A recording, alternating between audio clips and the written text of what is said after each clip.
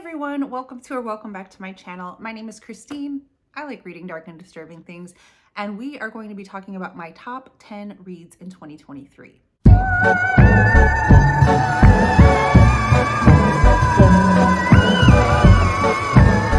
Before I get into my top 10 reads, I just wanted to address a few things about my channel and just my 2023 in general. So 2023 was actually my first full year on BookTube. I started in 2022, I think in October, September, October, somewhere around there. And I expected absolutely nothing when I started this channel. I just felt like I was lurking on BookTube and I really want to participate in the community and talk about all of the things that I love, since I don't have anybody in my real life to do that with.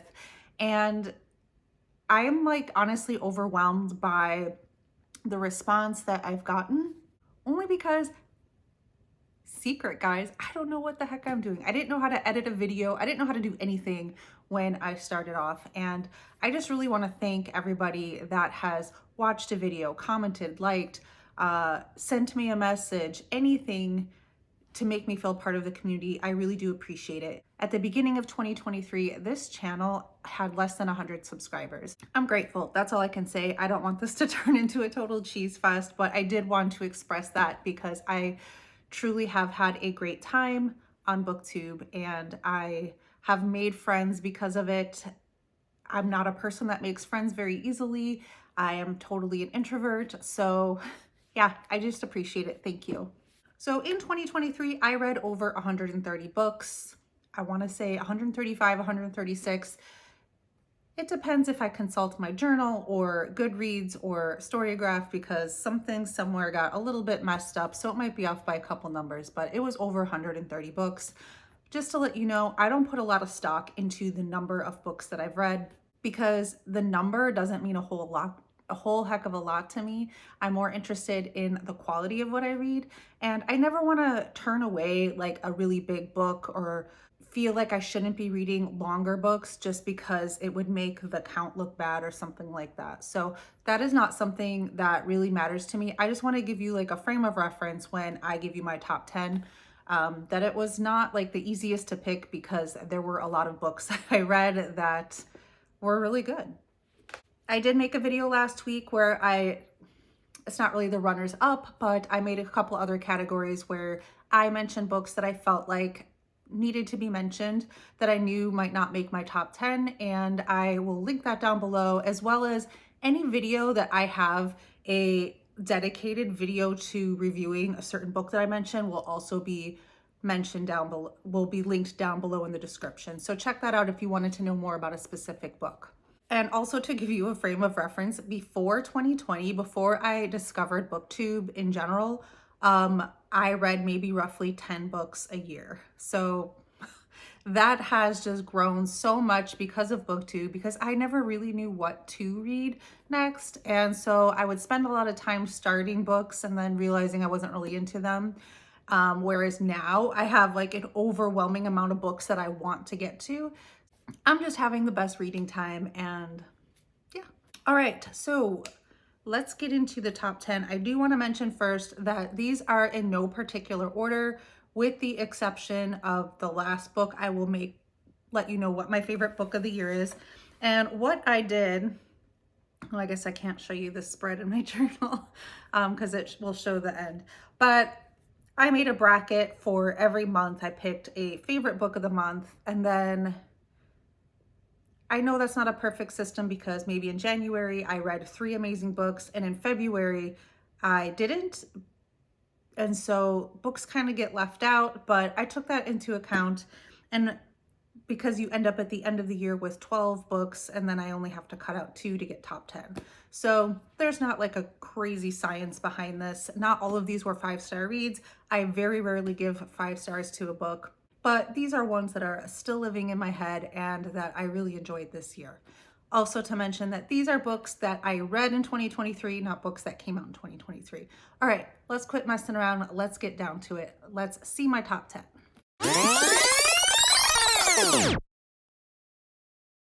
All right, number 10 is Curse of the Reaper by Brian McCauley.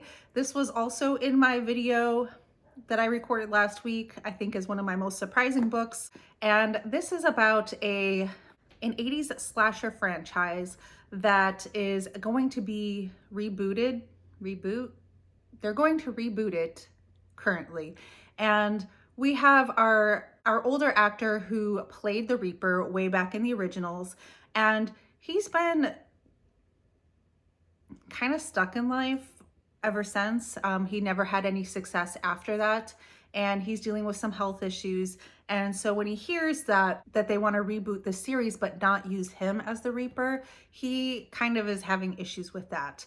And when he used to play this character, he would tap into something that would really help him play this character, and that's something he's tapped into and he can't tap out of it. So this Reaper is like living in his head, this voice, and it is encouraging him to do things and say things, and you get the idea. What I really loved about this one is that there are flashbacks to these older Reaper movies, and you get to kind of get a taste for what they were. And I just really loved those scenes. Those scenes were so much fun. They felt like a real movie. I wish I could watch it. But while this is a fun slasher, there's just a little bit more depth to these characters that I appreciated, and I just had a really good time with this one. Definitely put this author on the map in my head of authors that I would like to check out in the future.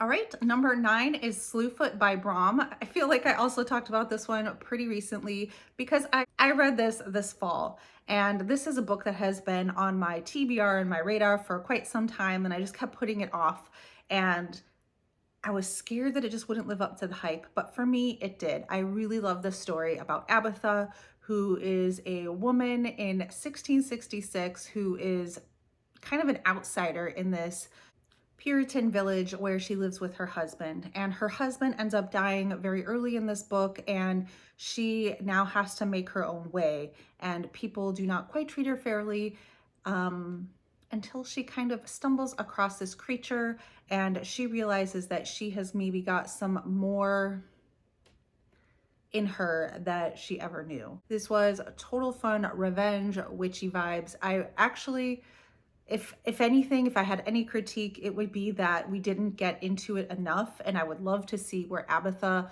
went after this story, but I really had a good time with this. I was glad that I finally got to it this year. And like, I don't know if all of Brom's books, but the 2 that I've read have all had illustrations inside that he drew himself, and it really kind of gives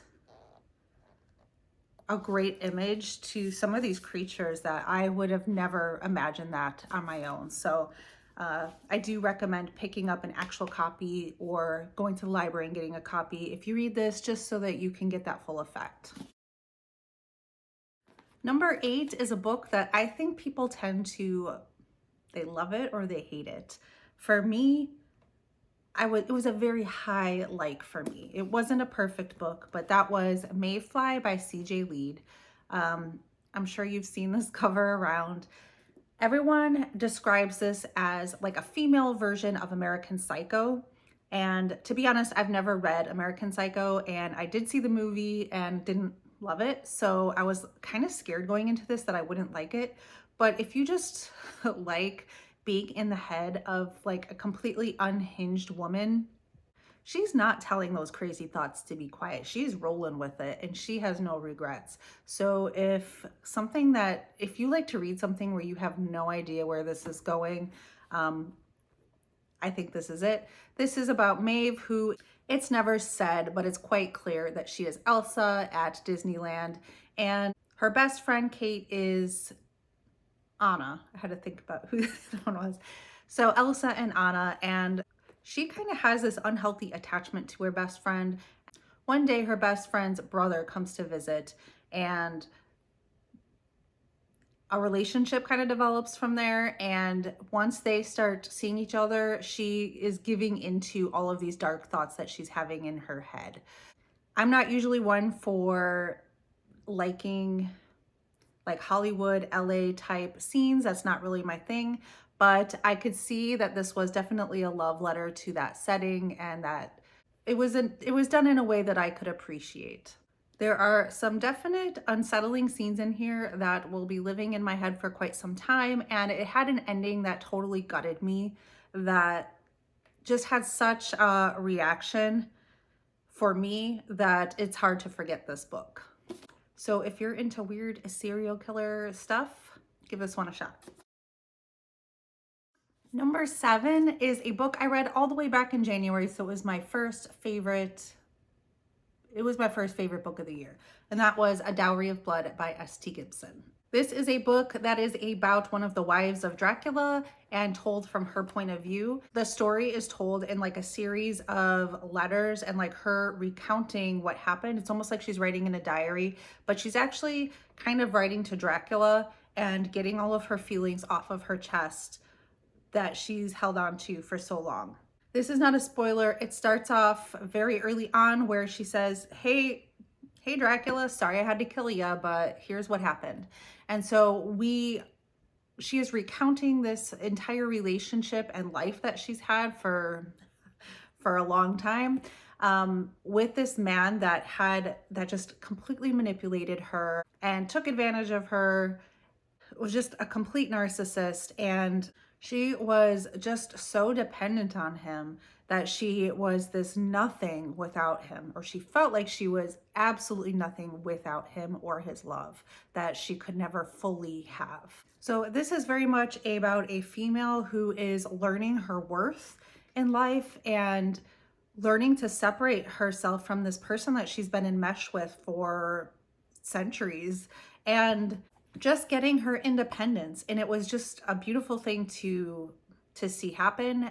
There are so many great quotes in this book. The writing is just beautiful. I absolutely love this. And it definitely gave like a different spin to this Dracula tale that we have known for so long and has inspired so many other books and movies and whatnot. So it was just a beautiful book, and I cannot wait to read the next book that's coming out this year by S.T. Gibson, which is going to be a Carmilla retelling of sorts.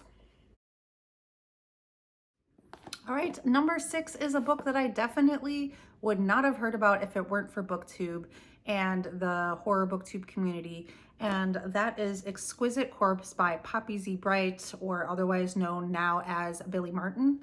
This is a book that I would not recommend to just anybody. This is very much extreme horror, and it also, on top of the very graphic violence in this book, it touches on some really dark subjects. So please read trigger warnings. This has got to be for a very specific reader, but man, this book is just so beautifully written. It is weird to read about something so dark and wrong and disturbing, all of the adjectives, but then be written in such a beautiful way that you're just kind of entranced by it. And that's how I felt about this one.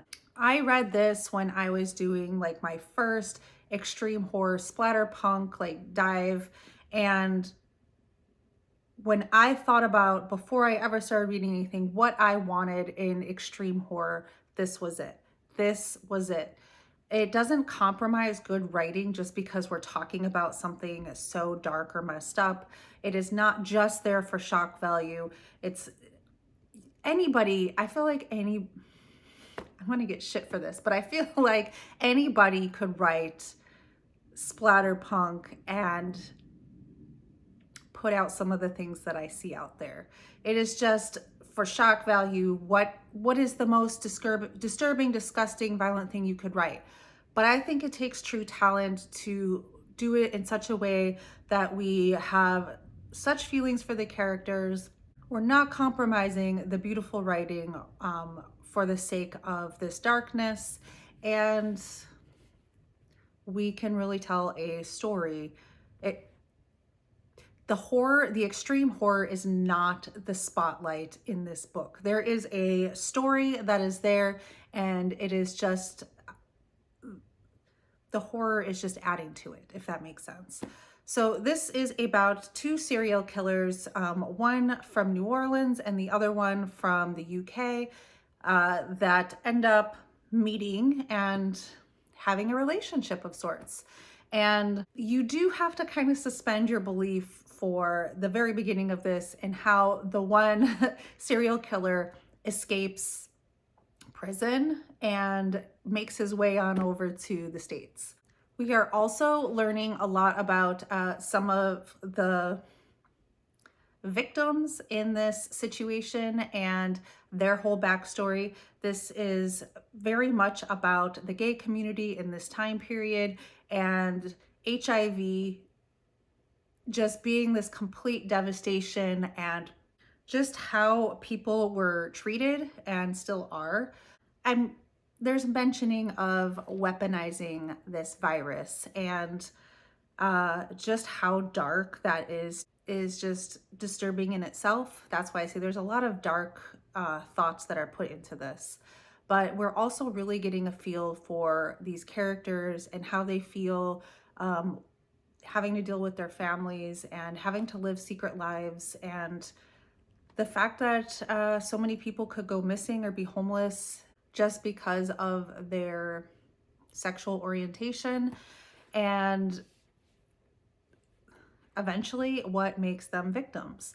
So there's a lot going on in this book, and a lot of it that is kind of difficult for me to even talk about. But like I said, this book is not for everyone, but this was so touching to me that I cannot wait to read more from this author. I have a pile of books waiting for me to get to, but please do your research before you pick this one up because it's not for everyone, but this was easily a 5-star read for me. Number 5 is A Child Alone with Strangers by Philip Fracassi. Philip Fracassi has easily made his way up the ranks in my mind for authors that I will absolutely buy their books straight away. He has this old school way of horror writing that I really do appreciate, and he takes the time to really develop his characters, and that is something I'm very much a character driven reader, so I really appreciate this. This book is about a young boy named Henry who has a really rough life and ends up getting kidnapped and held for ransom.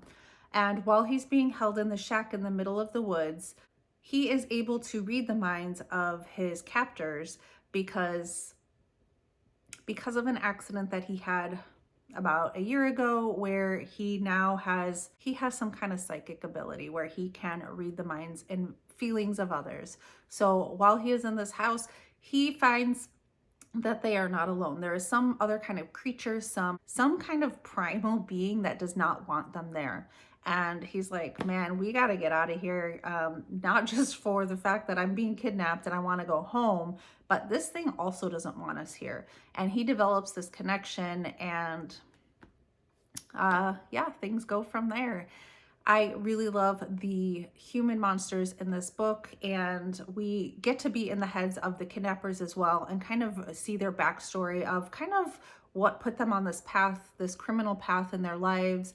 And being in the mind of these monsters is pretty real.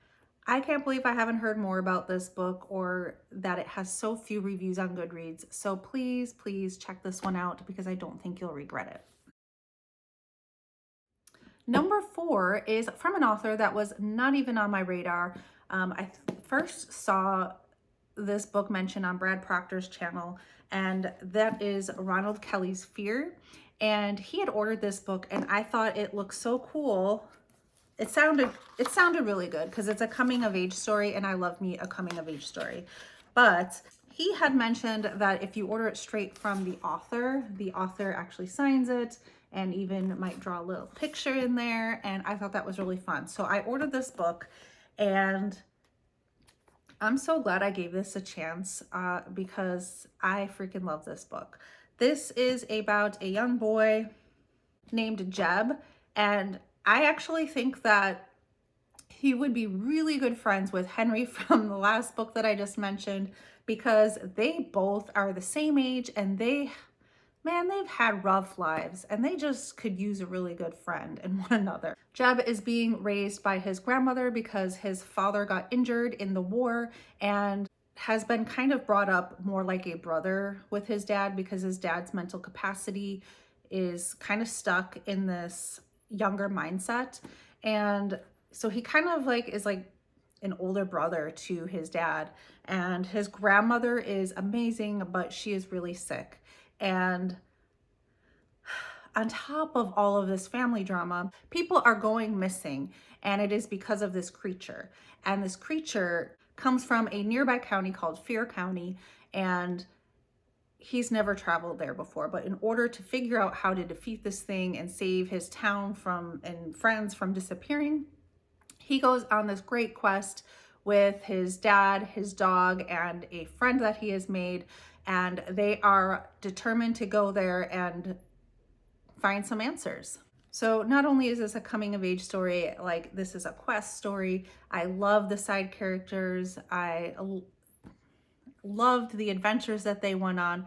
This was just such a great book that I really loved.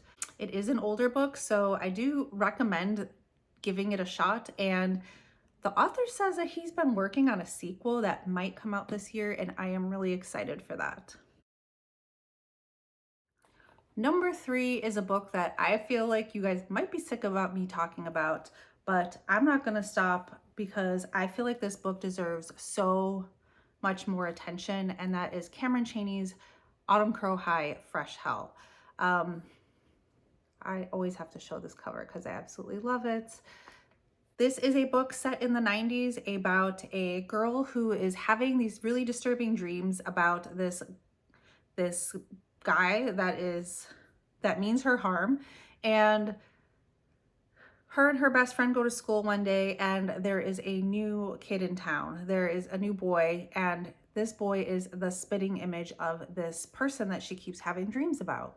Of course, her best friend ends up dating this guy and creates some tension there. But our main character is determined to find out what is going on.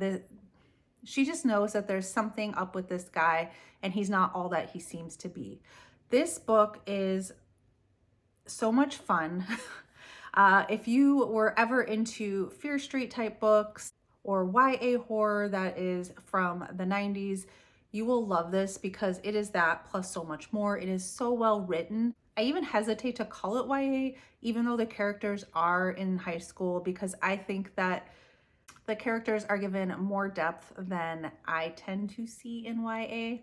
And not trying to start anything, but YA horror is not usually my favorite. But if more YA horror was like this, I would absolutely love it. He also did not hold back on the horror. There were things that really surprised me in this, and I just had a really fun time reading it the whole time. I found this hard to put down. This is also going to end up being a series at some point where they all take place in this same town, Autumn Crow. And if you are into just fall and Halloween vibes in general, this is definitely for you. Number 2 is a book that I feel like I can't talk too much about because it is a sequel, and that is Don't Fear the Reaper by Stephen Graham Jones. This is the second book in the My Heart is a Chainsaw trilogy, which My Heart is a Chainsaw was my favorite book in 2022 that I read. I did not even realize at the time that it was going to be part of the trilogy. I thought that it was even a great standalone book that you could read on its own. Our main character is one of my favorite characters. Her name is Jade Daniels, and she is very much obsessed with horror movies, specifically slashers from the 80s, and she is constantly thinking about them. We, in the first book, are only in her head, and she is convinced that there is a killer in her town. She doesn't think that she is the final girl in this story, but there is another woman that she becomes friends with that she thinks is going to be the final girl in their slasher story. And things get crazy in the first one, and this is a follow-up to that. Jade Daniels comes back home, and there's not much I could say other than this is a slashing good time. While the first book was very much a bit of a slow burn until like the last third of the book, this one is a lot more action packed and there is a lot more going on. So if the first book wasn't really your thing, if you felt like it was too slow, I do think that you would like this one. I plan on rereading both of them before the third one comes out in a few months, and I cannot wait. And finally, my number one book of 2023. I think this will come to a surprise of no one. If you followed my channel for the year, I feel like I have let it be known that I absolutely love this book, and that is How to Sell a Haunted House by Grady Hendrix. I have an entire video dedicated to this book, and this is by far my favorite Grady Hendrix book. I will say though that I have seen this book mentioned on several other booktubers' worst books of 2023.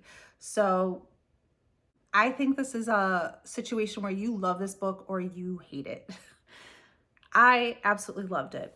I also want to mention that I noticed that if you were previously a Grady Hendrix fan and you really love certain books in the past, it seems like this one was not for you. So I noticed a lot of people that really love the Southern Book Club's Guide to Slaying Vampires, and like that's their favorite Grady Hendrix book, and they hated this. And I'm the opposite, where I did not really fully get the hype of that other book, but I really love this. So if that helps you decide whether this one's for you or not, do with that what you will. I think another thing that people really didn't like about this one is that they really wanted a haunted house. And I guess technically the house is not haunted, but I find that a little strange only because I feel like there are a lot of haunted house books where you find out that the house is not actually haunted, that something else is going on. So I don't know. I don't know how to feel about that. I went into this knowing that we were going to have some puppet action, and I like creepy dolls. Creepy puppets are creepier, the creepiest doll that there is. Maybe a ventriloquist dummy is the creepiest. But anywho, this is a book about two siblings that are dealing with the death of their parents. And we find that they deal with grief in very different ways and deal with death in very different ways. And while this is a really fun action-filled horror book in some parts, it also has a serious tone to it where we're dealing with the loss of our parents. It made me think a lot about what I would do in that situation, how different family members and different people process grief in totally different ways, how dealing with, you know, all of the funeral arrangements and what to do with the home and all of that kind of stuff that those that are left behind have to deal with, on top of trying to process these super heavy feelings, just how overwhelming that can be and how difficult that can be. This book is even broken up into the different stages of grief. So like anger, denial, bargaining. And I thought that was a really clever way to kind of process those feelings. There is also like a lot of sibling rivalry in this book, which I could appreciate because I do have a brother. I feel like I could identify a lot with Louise in this book, but you also find out that there's two sides to every story. So you start off getting Louise's point of view and you think you know everything about her brother and what an awful guy he is, but then you kind of get his point of view and then you realize sometimes why people are the way they are or do the things they do or say the things they say. There's like a story behind it that you don't know, and if you did, you would maybe be a little bit more understanding. So aside from all of that, which I did enjoy, we have like a possessed evil puppet with a mind of his own named Pupkin in this. And I absolutely love Pupkin. Pupkin to me elevated this to another level. It took off some of the edge of the really serious tones in this book, kind of lightened it up and made it so that while this could be a heavy book at some points, I felt like it lightened that up and made it more into the type of horror that I appreciate, especially in movie horror. I appreciate things with humor injected into it, or things that are just so ridiculous that you can enjoy the depravity of it. like Army of Darkness type stuff. That's my jam. So this had some body horror in it. It had some pretty creepy scenes in it, but it also had this puppet that you were like, it was hard to take it too seriously. So it just lightened it up, and I really love that combination. I also have to give props to any book that has a squirrel nativity scene in it. So this book made me laugh out loud, which I can't say I do too often. It made me laugh. I was cheering at some points. My husband was like, "What the hell are you reading?" And it was just such a fun, like, roller coaster experience for me that I absolutely love this book. I understand if you don't like it, that's okay. But this was my favorite book of 2023. So what do you guys think? Do you agree or disagree with any of those? Have you read any of these? And I would really love to hear what your favorite book of 2023 was, because if I didn't read it, then I can check it out. So please comment down below. Let me know what your favorite was. Again, I just want to thank everybody for an amazing first year on BookTube, and I hope that it can continue. I do really love communicating with you guys in the comments. It makes me feel like I'm not just talking to myself. So please feel free to leave a comment. If you watch this and you made it this far and you don't really have anything to say, leave me a little ghosty emoji just so I know you're there, just so I could see you and say hi. Thank you guys so much for watching. And again, thank you for an amazing 2023. And here's to a whole new year of fun. Stay spooky.